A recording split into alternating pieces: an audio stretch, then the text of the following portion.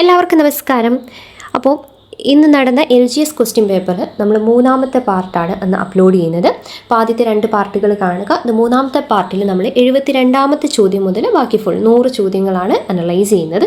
അവസാനം എത്ര മാർക്കൊക്കെ നമുക്ക് സ്കോർ ചെയ്യാൻ സാധിക്കുന്നു എന്ന രീതിയിൽ എൻ്റേതായൊരു വിലയിരുത്തലും ഞാൻ പറയാം കേട്ടോ. ഓക്കെ, അപ്പോൾ 72ാമത്തെ ചോദ്യത്തിലേക്ക് കടക്കാം. ചുവടെ തന്നിരിക്കുന്ന പ്രസ്താവനയെ ശരിയായവ ഏതൊക്കെയാണ്? ഏഷ്യ ഭൂഖണ്ഡത്തിൻ്റെ തെക്ക് മധ്യഭാഗത്താണ് ഇന്ത്യ സ്ഥിതി ചെയ്യുന്നത്. ഇന്ത്യയുടെ വടക്കേ അറ്റത്തെ സംസ്ഥാനം ഹിമാചൽ പ്രദേശാണ്.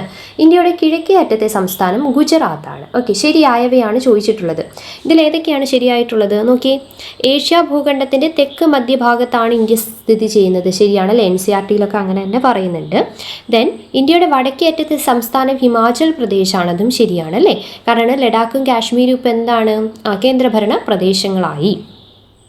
ഇന്ത്യയുടെ കിഴക്കേ അറ്റത്തെ സംസ്ഥാനം ഗുജറാത്താണ്, തെറ്റാണല്ലേ. ഗുജറാത്ത് എവിടെയാണ്? പടിഞ്ഞാറാണ്. കിഴക്കേ അറ്റത്തുള്ളത് ആരാണ്? അരുണാചൽ പ്രദേശാണ്. അപ്പോൾ ഇവിടെ ശരിയായത് 1ഉം 2ഉമാണ്. 1ഉം 2ഉം മാത്രമാണ് ശരിയായിട്ടുള്ളത്. അടുത്തത്, ചുവടെ തന്നിരിക്കുന്ന നദികളിൽ അറബിക്കടലിൽ പതിക്കുന്നവ ഏത്? അറബിക്കടലിൽ പതിക്കുന്ന നദി ഏതാണ്? സിന്ധു നദി അല്ലേ. മാനസ സരോവറിനടുത്ത് നിന്ന് ഉത്ഭവിച്ച് ഇന്ത്യയിലൂടെ ഒഴുകി പാകിസ്ഥാൻ വഴി അറബിക്കടലിൽ പതിക്കുന്ന നദിയാണ് സിന്ധു. അപ്പോൾ അറബിക്കടലിൽ പതിക്കുന്ന നദി സിന്ധു നദിയാണ്. ഗംഗ, ബ്രഹ്മപുത്ര, മഹാനദി എന്നീ നദികളെല്ലാം കിഴക്കോട്ടൊഴുകി എവിടെയാണ്? ബംഗാൾ ഉൾക്കടലിലാണ് പതിക്കുന്നത്. അടുത്ത ചോദ്യം, 74ാമത്തെ ചോദ്യം. ഇന്ത്യയുടെ മാനകരേഖാംശം ഏതാണ്? ഇന്ത്യയുടെ മാനകരേഖാംശം 82.5 ഡിഗ്രി ഈസ്റ്റ് അല്ലേ. ഓപ്ഷൻ ബി ആണ് വരുന്നത് അല്ലേ. ഇന്ത്യയിലെ പൊതു സമയക്രമം നിശ്ചയിക്കുന്നത് കിഴക്കൻ രേഖാംശം 82.5 ഇ, അതായത് കിഴക്കൻ രേഖാംശം ഈസ്റ്റ് അല്ലേ, കിഴക്കൻ രേഖാംശം അടിസ്ഥാനമാക്കിയാണ്. ഇത് ഉത്തർപ്രദേശിലെ മിർസാപൂരിലൂടെയാണ് കടന്നു പോകുന്നത്.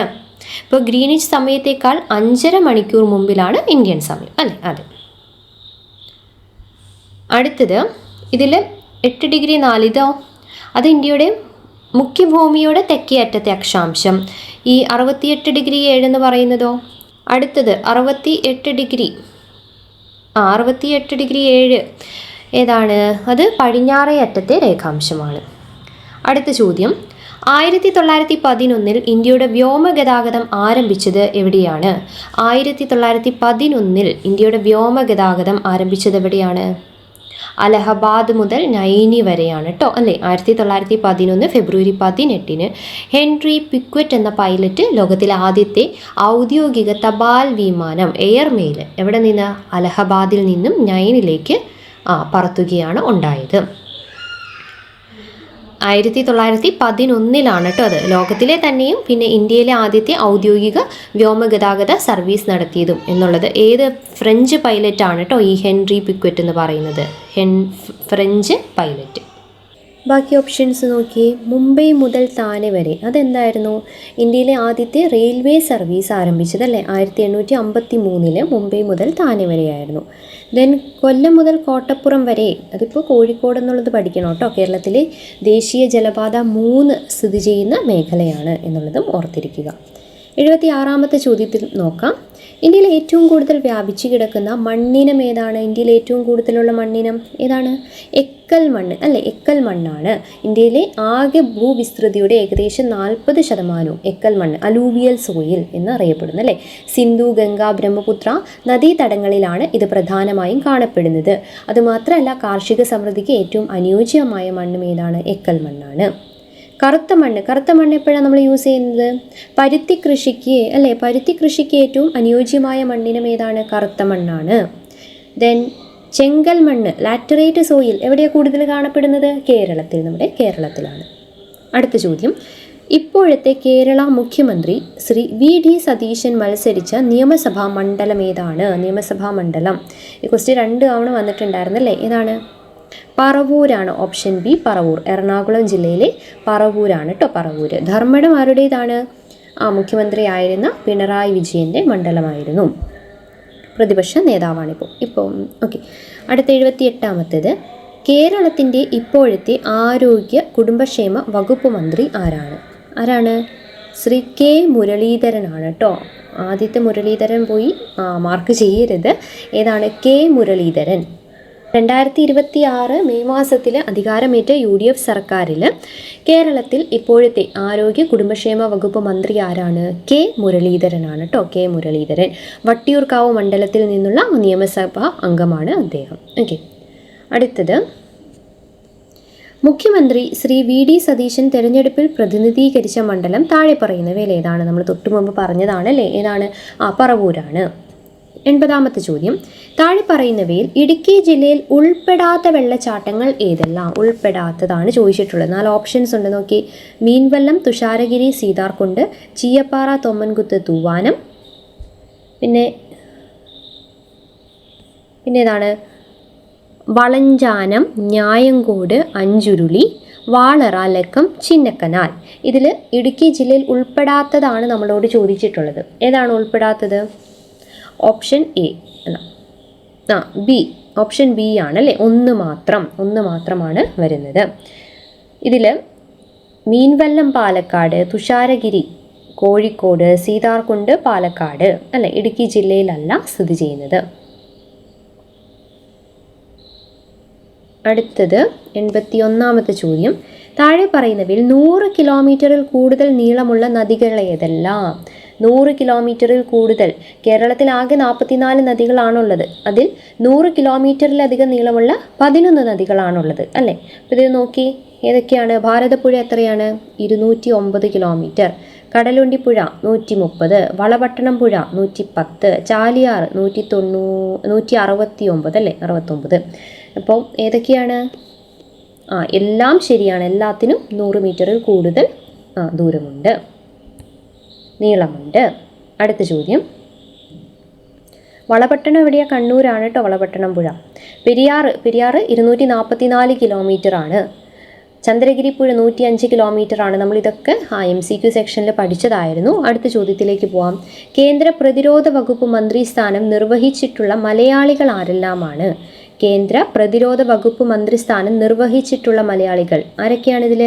AK ആൻ്റണിയും VK കൃഷ്ണമേനോനുമാണ്. അപ്പം 1ഉം 4ഉം ഓപ്ഷനായിട്ടുള്ള ഓപ്ഷൻ എ നമുക്ക് തിരഞ്ഞെടുക്കാം അല്ലേ. അതെ, ഇന്ത്യയുടെ പ്രതിരോധ മന്ത്രിയായിട്ടുള്ള മലയാളി VK കൃഷ്ണമേനോൻ 57-62 കാലഘട്ടത്തിൽ, AK ആൻ്റണി 2006-14 കാലഘട്ടത്തിൽ അല്ലേ. അതെ, സുരേഷ് ഗോപി നിലവിൽ ടൂറിസം സഹമന്ത്രിയാണ്.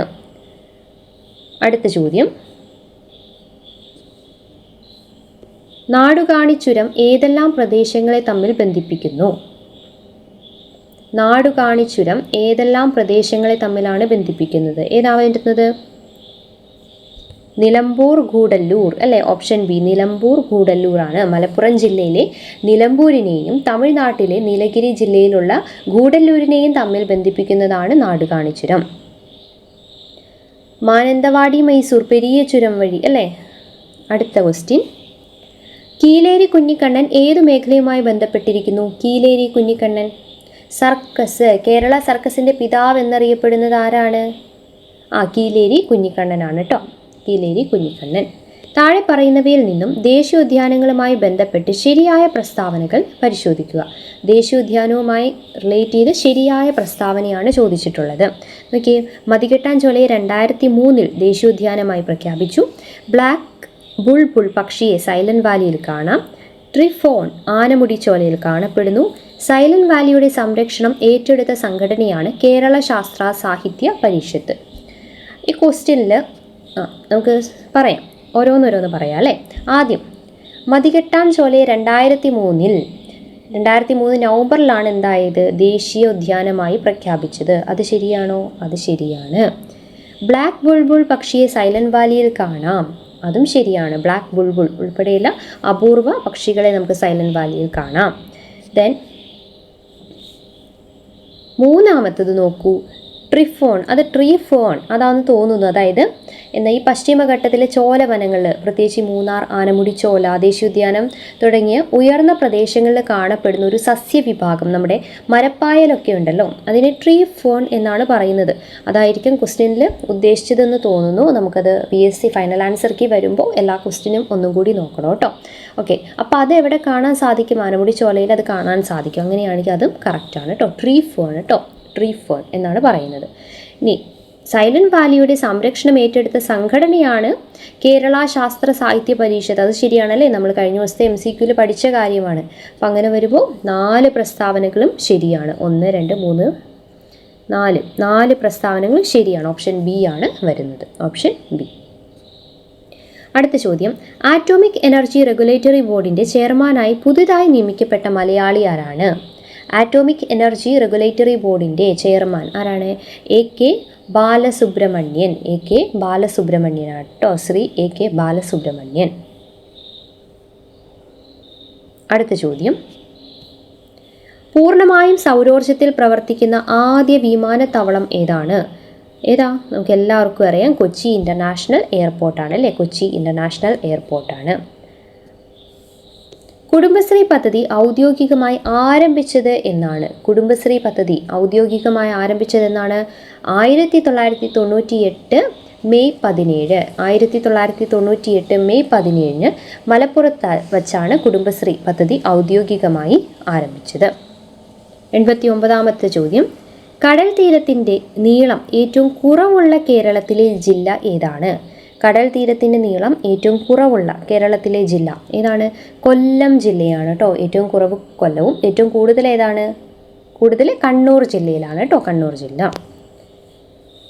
അടുത്തിടെ ഡോക്ടർ സൈറസ് പൂനവാല 167.2 കോടി രൂപയ്ക്ക് സ്വന്തമാക്കിയ വിഖ്യാതമായ പെയിൻറ്റിങ് ഏതാണ്? ഏതാണ്? യശോദയും കൃഷ്ണനുമാണ്. ഇന്ത്യൻ ചിത്രകലയിലെ കുലപതിയായ രാജാ രവിവർമ്മ 1890കളിൽ വരച്ച വിഖ്യാതമായ യശോദയും കൃഷ്ണനും എന്ന എണ്ണച്ചായ ചിത്രമാണ് 167.2 കോടി രൂപയ്ക്ക് സിറം ഇൻസ്റ്റിറ്റ്യൂട്ട് മേധാവിയായ സൈറസ് പൂനവാല സ്വന്തമാക്കിയത് കേട്ടോ. 91ാമത്തെ ചോദ്യം നോക്കാം. വില്ലുവണ്ടി സമരത്തിന് നേതൃത്വം നൽകിയ സാമൂഹ്യ പരിഷ്കർത്താവ് ആരാണ്? അയ്യങ്കാളി അല്ലേ, അയ്യങ്കാളിയാണ്. ഇതൊക്കെ നമ്മൾ MCQയിലും പല ഇതിലും കണ്ടു. കഴിഞ്ഞ ദിവസം MCQയിൽ കണ്ടു. വെങ്ങാനൂരിൽ നിന്നാണ് അദ്ദേഹം വില്ലുവണ്ടി അല്ലേ, വെങ്ങാനൂരിൽ നിന്നും അദ്ദേഹം വില്ലുവണ്ടിയിലായിരുന്നു യാത്ര ചെയ്തത്.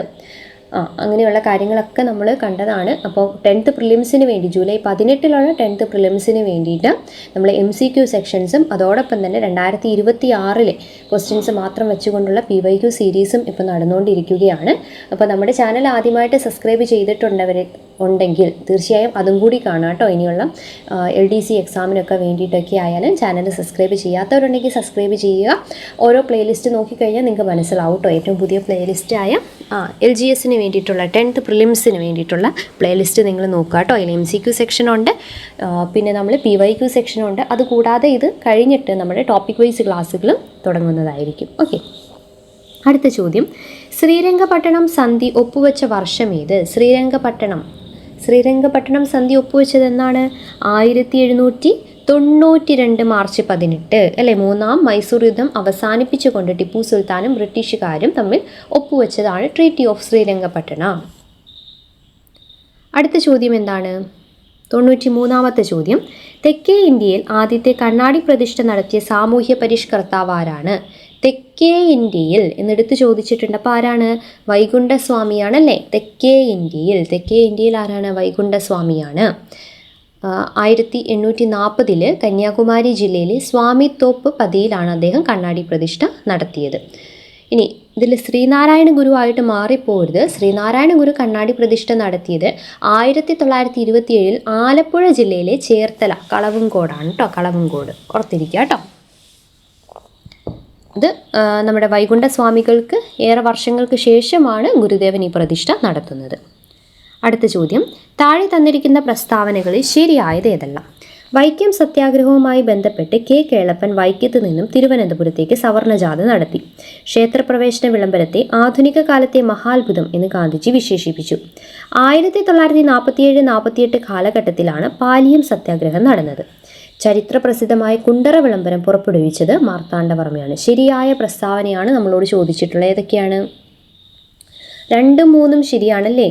അതായത് ക്ഷേത്രപ്രവേശന വിളംബരത്തെ ആധുനിക കാലത്തെ മഹാത്ഭുതം എന്ന് വിശേഷിപ്പിച്ചത് ഗാന്ധിജിയാണ്. പാലിയം സത്യാഗ്രഹം 47-48 കാലഘട്ടത്തിലാണ്. ഇതിൽ സ്റ്റേറ്റ്മെൻറ്റ് 1 പറയുന്നത് എന്താണ്? വൈക്കം സത്യാഗ്രഹവുമായി ബന്ധപ്പെട്ട് കേളപ്പനാണ് വൈക്കത്തു നിന്നും തിരുവനന്തപുരത്തേക്ക് സവർണ ജാഥ നടത്തിയതെന്ന് പറയുന്നത് തെറ്റാണ്. ആരാണ് സവർണ ജാഥ നയിച്ചത്? മന്നത്ത് പത്മനാഭനാണ്, അല്ലേ? കേളപ്പനല്ല. ദെൻ സ്റ്റേറ്റ്മെൻറ്റ് 4 കുണ്ടറ വിളംബരം പുറപ്പെടുവിച്ചത് മാർത്താണ്ഡവർമ്മയാണെന്ന് പറയുന്നു. ആരാണ് പുറപ്പെടുവിച്ചത്? വേലുത്തമ്പി ദളവയാണ്. ഓക്കെ, അപ്പം നമ്മുടെ ക്വസ്റ്റ്യൻ എന്താണ്? ശരിയായതാണ് ചോദിച്ചിട്ടുള്ളത്. അപ്പോൾ 2ഉം 3ഉം ശരിയാണ്. 2ഉം 3ഉം ശരിയാണ്. ഓക്കെ, അടുത്തത് സാമ്പത്തിക ശാസ്ത്രത്തിൽ നോബൽ സമ്മാനം നേടിയ ആദ്യ ഇന്ത്യക്കാരൻ ആരാണ്? അമർത്യ സെൻ ആണല്ലേ? അമർത്യ സെൻ ആണ്. വെൽഫെയർ ഇക്കണോമിക്സ് സാമ്പത്തിക ശാസ്ത്രത്തിലെ സംഭാവനകൾ പരിഗണിച്ച് അമർത്യ സെന്നിന് നോബൽ സമ്മാനം നൽകിയത് 1998 കേട്ടോ. അടുത്ത ക്വസ്റ്റ്യൻ ചേരുംപടി ചേർക്കുകയാണ്. ഓക്കെ, അത് ഞാൻ കൊടുത്തപ്പോൾ താഴേക്കായിപ്പോയി. നമുക്ക് ജസ്റ്റ് ഒന്ന് വായിച്ചു നോക്കാം ആദ്യം. Left സൈഡിലുള്ളത് Prathyaksha Raksha Daivasabha, Atmavidyasangham, then Araya Samajam, Yogakshema Sabha. Right സൈഡിലുണ്ടായിരുന്ന KP കറുപ്പൻ, VT ഭട്ടതിരിപ്പാട്, പൊയ്കയിൽ യോഹന്നാൻ, വാഗ്ബടാനന്ദൻ. ആരൊക്കെയാണ്? പ്രത്യക്ഷ രക്ഷാ ദൈവസഭ ആരുടേതാണ്? പ്രത്യക്ഷ രക്ഷാ ദൈവസഭ പൊയ്കയിൽ യോഹന്നാൻ്റേത്. ആത്മവിദ്യാസംഘം വാഗ്ബടാനന്ദൻ. അരയ സമാജം പണ്ഡിറ്റ് KP കറുപ്പൻ, അല്ലേ? KP കറുപ്പനാണ്. യോഗക്ഷേമ സഭ ആരുടേതാണ്? VT ഭട്ടതിരിപ്പാടാണ്. ഓക്കെ, അടുത്ത ചോദ്യം. അപ്പോൾ ആൻസർ വരുമ്പോൾ ഇതിൽ ഏത് ഓപ്ഷനാണ് കറക്റ്റായിട്ട് വരുന്നത്? ഓപ്ഷൻ D ആണ് കേട്ടോ വരുന്നത്. ഓപ്ഷൻ D ആണ്. 2025 എഴുത്തച്ഛൻ പുരസ്കാരം നേടിയത് ആരാണ്? 2025 എഴുത്തച്ഛൻ പുരസ്കാരം നേടിയത് KG ശങ്കരപിള്ള, അല്ലേ? KG ശങ്കരപിള്ളയ്ക്കാണ് കേരള സർക്കാരിൻ്റെ പരമോന്നത സാഹിത്യ ബഹുമതിയായ എഴുത്തച്ഛൻ പുരസ്കാരം 2025 ലഭിച്ചത്. കേരളത്തിലെ ഇപ്പോഴത്തെ റവന്യൂ വകുപ്പ് മന്ത്രി ആരാണ്? കേരളത്തിലെ ഇപ്പോഴത്തെ റവന്യൂ വകുപ്പ് മന്ത്രി ആരാണ്? ഓപ്ഷനിലില്ലല്ലോ, അല്ലേ? K രാജനാണല്ലേ മന്ത്രി. K രാജനാണ് കേട്ടോ. ഓക്കെ, അടുത്ത ചോദ്യം. മഹാത്മാഗാന്ധി സർവകലാശാല ഈ അടുത്ത കാലത്ത് D.Litt ബിരുദം നൽകി ആദരിച്ച സിനിമാ താരം ആരാ? മമ്മൂട്ടിയല്ലേ? അതെ, മമ്മൂട്ടി. MG. മഹാത്മാഗാന്ധി സർവകലാശാല D.Litt പദവി നൽകി ആദരിച്ചത് മമ്മൂട്ടിയാണ്. ലാസ്റ്റ് ചോദ്യം. ലഹരിക്കെതിരെ പോരാടാനായി ആഭ്യന്തരമന്ത്രി രമേശ് ചെന്നിത്തലയുടെ നേതൃത്വത്തിൽ നടപ്പിലാക്കിയ നൂതന പരിപാടി ഏതാണ്? നമുക്ക് എല്ലാവർക്കും അറിയാം, അല്ലേ? അതെ, ഏതാണ്? Operation Toofan. Operation Toofan. Option B, operation തൂഫാനാണ്. അപ്പോൾ വിദ്യാലയങ്ങളുടെ പരിസരങ്ങളിലും സംസ്ഥാനത്തിൻ്റെ വിവിധ ഭാഗങ്ങളിലും കഞ്ചാവ്, മയക്കുമരുന്ന് എന്നിവ വിൽക്കുന്ന സംഘങ്ങളെയും ഗുണ്ടകളെയും അടിച്ചമർത്താൻ ഉള്ള ഇതാണ് ഓപ്പറേഷൻ തൂഫാൻ എന്ന് പറയുന്നത്. ഇതിൻ്റെ ഭാഗമായി ഒരൊറ്റ ദിവസം കൊണ്ട് തന്നെ സംസ്ഥാനത്തിലുടനീളം ആയിരക്കണക്കിന് ലഹരി വിൽപ്പനക്കാരെയും, അല്ലേ, മുൻകാല കുറ്റവാളികളെയൊക്കെ പോലീസ് ഒരേ സമയം അറസ്റ്റ് ചെയ്യുകയൊക്കെ ഉണ്ടായി. ഓക്കെ, അപ്പോൾ ഇതിൽ ബാക്കി ഉണർവ് കുട്ടികളിലെ കായികക്ഷമത വർദ്ധിപ്പിക്കുന്നതിനും അവരെ ലഹരി പോലുള്ള വിപത്തുകളിൽ നിന്ന് അകറ്റി നിർത്തുന്നതിനുമായിട്ട് വിദ്യാലയങ്ങൾ കേന്ദ്രീകരിച്ച് ആവിഷ്കരിച്ചൊരു പരിപാടിയൊക്കെയാണ് കേട്ടോ. ഓക്കെ, അപ്പോൾ 100 ക്വസ്റ്റ്യൻ നമ്മൾ നോക്കി. മാത്സ് ഒഴിച്ച് ബാക്കി ഉള്ള 80 ചോദ്യങ്ങൾ നമ്മൾ നോക്കി. നമുക്ക് നോക്കിയാൽ തന്നെ അറിയാം ഏറ്റവും കൂടുതൽ എന്താണ് PYQയിൽ നിന്ന് നമുക്ക് പ്രീവിയസ് ഇയർ ക്വസ്റ്റ്യൻ പേപ്പറിൽ നിന്ന് തന്നെ പല ക്വസ്റ്റ്യൻസും ഇതിൽ നിന്ന് കിട്ടുന്നുണ്ട്. പിന്നെ കറണ്ട് അഫയേഴ്സ് ആയിട്ടായാലും അധികം അങ്ങനെ കടുപ്പത്തിലുള്ള രീതിയിലൊന്നും ഇപ്പം 2025 എഴുത്തച്ഛൻ പുരസ്കാരം, അല്ലേ, നമ്മൾ നോക്കുന്ന അതേ ക്വസ്റ്റ്യൻസ് തന്നെയാണ് കറണ്ട് അഫയേഴ്സ് രീതിയിലും കറണ്ട് അഫയേഴ്സ് ഭാഗത്തു നിന്നും നമുക്ക് വന്നിട്ടുള്ളത്. പിന്നെ മാത്സിൻ്റെ കാര്യത്തിലേക്ക് നോക്കുവാണെങ്കിലും മാത്സ് നമ്മൾ ഇതിൽ പറഞ്ഞിട്ടില്ല കേട്ടോ. ആ ഒരു 20 ക്വസ്റ്റ്യൻ നമ്മൾ വിടുവാണ് ചെയ്തത്. മാത്സ് ഇതിൽ പറഞ്ഞിട്ടില്ലെങ്കിൽ കൂടി നിങ്ങൾക്ക് അറിയാം മാത്സിൻ്റെ കാര്യമാണെങ്കിൽ കൂടി നമുക്ക് എന്ത് ചെയ്യാൻ പറ്റും, ഒരുവിധം എല്ലാം ചെയ്യാൻ പറ്റുന്ന ക്വസ്റ്റ്യൻസ് ആയിരുന്നു. അപ്പോൾ അതുകൊണ്ട് ഇത് പിന്നെ സ്പെഷ്യൽ റിക്രൂട്ട്മെൻറ്റും കൂടിയാണല്ലോ. നല്ല രീതിയിലുള്ള അത്യാവശ്യം നല്ല രീതിയിൽ പഠിച്ചവർക്ക് നല്ല രീതിയിൽ തന്നെ മാർക്ക് സ്കോർ ചെയ്യാൻ പറ്റും. പ്രീവിയസ് ഇയർ ക്വസ്റ്റ്യൻ പേപ്പർ നന്നായി പഠിച്ചവർക്കും നല്ല രീതിയിൽ മാർക്ക് സ്കോർ ചെയ്യാൻ പറ്റും കേട്ടോ. അപ്പോൾ എത്ര കട്ട് ഓഫ് എന്നൊന്നും എനിക്ക് പറയാൻ അങ്ങനെ ഞാൻ പറയുന്നില്ല. അപ്പോൾ എന്തായാലും സാധാരണ ഇത് നോക്കുവാണെങ്കിൽ തന്നെ മാത്സിലൊരു മിനിമം വെച്ച് പറയുവാണ് കേട്ടോ 15. എത്രയിൽ? 20ൽ 15 മിനിമം. ഓക്കെ, ദെൻ 80ൽ ഒരു 60 വെച്ച് പറയുവാണ് ഞാൻ 60. അപ്പോൾ തന്നെ 75 മാർക്ക് നമുക്ക് സ്കോർ ചെയ്യാൻ വേണ്ടിയിട്ട് സാധിക്കും. ഓക്കെ, അപ്പോൾ നിങ്ങൾക്ക് എത്ര മാർക്ക് കിട്ടി എന്നുള്ളത് ജസ്റ്റ് ഒന്ന് കമൻറ്റ് ചെയ്യുക.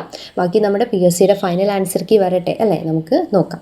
അപ്പോൾ ഇനിയുള്ള എക്സാമുകൾക്കാണെങ്കിൽ നിങ്ങൾ എന്ത് ശ്രദ്ധിക്കുക, എപ്പോഴും PYQ അതിൻ്റെ റിലേറ്റഡ് ഫാക്റ്റും നന്നായി പഠിക്കണം. നമ്മളിപ്പോൾ ക്ലാസ്സുകൾ ചെയ്യുന്ന പോലെ നല്ല ഓരോ റിലേറ്റഡ് ഫാക്റ്റും ഓരോന്നും ഓരോ ഓപ്ഷൻസും കറക്റ്റായിട്ട് പഠിച്ചു പോകണം. ഇന്നത്തെ ചിലപ്പോൾ ഓപ്ഷൻ തന്നിരിക്കുന്നതായിരിക്കും നാളത്തെ ക്വസ്റ്റ്യനായി മാറുന്നത് അല്ലേ. പിന്നെ എപ്പോഴും എടുത്ത് പഠിക്കേണ്ടതാണ് നമ്മുടെ SCRT 5 മുതൽ 10 വരെയുള്ള കറക്റ്റായിട്ട് പഠിച്ചു പോവുക. അത് ഓരോ ടോപ്പിക് വൈസ് ആയിട്ട് നമ്മൾ എടുക്കുന്നുണ്ട്. ഇപ്പോൾ ഇന്ത്യൻ ഹിസ്റ്ററി കംപ്ലീറ്റ് ചെയ്തില്ലേ, അതേപോലെ നമ്മൾ ഓരോ ടോപ്പിക് വൈസ് എടുക്കുന്നുണ്ട്. അപ്പോൾ 10th പ്രിലിംസിൻ്റെ ഒരു ചലഞ്ച് നടക്കുന്നുണ്ട്, MCQ ചലഞ്ച് നടക്കുന്നത് കൊണ്ടാണ് നമ്മൾ തൽക്കാലം അതൊന്ന് ബ്രേക്ക് ചെയ്തിരിക്കുന്നത് കേട്ടോ. അപ്പോൾ ഈ ചാനൽ ആദ്യമായിട്ട് കാണുന്നവരുണ്ടെങ്കിൽ തീർച്ചയായും സബ്സ്ക്രൈബ് ചെയ്യുക. നമ്മുടെ പ്ലേലിസ്റ്റൊക്കെ ഒന്ന് കയറി നോക്കുക കേട്ടോ, നിങ്ങൾക്ക് എന്തായാലും യൂസ്ഫുൾ ആയിരിക്കും. അപ്പോൾ ഇനി അടുത്ത ക്ലാസ്സിൽ നമുക്ക് വീണ്ടും കാണാം. It's me Athira signing off.